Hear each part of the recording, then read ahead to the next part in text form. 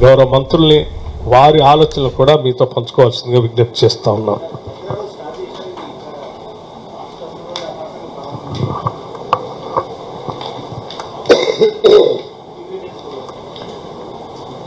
ముందుగా ఖమ్మం జిల్లాతో పాటు రాష్ట్రంలో ముఖ్యంగా రాష్ట్ర ఉప ముఖ్యమంత్రిగా గతంలో సిఎల్పి నాయకునిగా పనిచేసి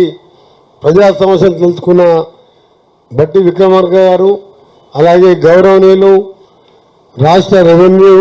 హౌసింగ్ మరియు ఇన్ఫర్మేషన్ శాఖ మంత్రులు పెద్దలు పొంగులేటి శ్రీనివాసరెడ్డి గారికి, ఇంతకుముందే అగ్రికల్చర్ మినిస్టర్ గారు వారు వచ్చిపోవడం జరిగింది. ఇవాళ పద్మశాలి మీటింగ్లు ఉండడం వల్ల వెళ్ళిపోవడం జరిగింది. తుమ్మల నాగేశ్వరరావు గారికి, పెద్దలు బల్లం నాయక్ గారు, తోటి శాసనసభ్యులకు, పత్రికా విలేకరులందరికీ కూడా నమస్కారం. ఈరోజు ఖమ్మం జిల్లాకు సంబంధించి రివ్యూ జరుగుతున్న సందర్భంలో ఇన్ఛార్జ్ మినిస్టర్గా నా ఆహ్వానం ఇచ్చేసిన వాళ్ళందరికీ కూడా ధన్యవాదాలు తెలియజేసుకుంటూ, దాదాపు 3 గంటల పాటు సుదీర్ఘంగా జిల్లా అభివృద్ధితో పాటు అనేక విషయాలు చర్చించుకొని ముందు పోవాలని, వచ్చే వేసవిలో మంచినీటి ఎద్దడి కానీ ఎలక్ట్రిసిటీ ఇబ్బంది లేకుండా ఇంకా ఇప్పటికే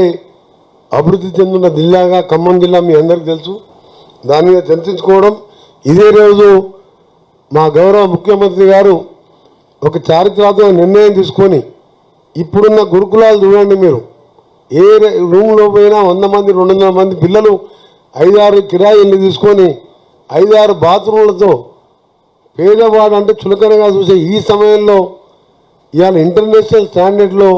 11,600 58 స్కూల్ నిర్వహిస్తున్నందుకు మినిస్టర్గా, ఒక కాంగ్రెస్ పార్టీ కార్యకర్తగా నిజంగా పేదల పాలిట ఇంత కార్యక్రమాన్ని తీసుకున్న గౌరవ ముఖ్యమంత్రి గారిని, ఉప ముఖ్యమంత్రి గారిని కూడా వారికి కూడా ధన్యవాదాలు తెలియజేసుకుంటూ, ఎందుకంటే మీ అందరికీ తెలిసి ఏ ప్రభుత్వం అయినా ప్రాథమిక విద్య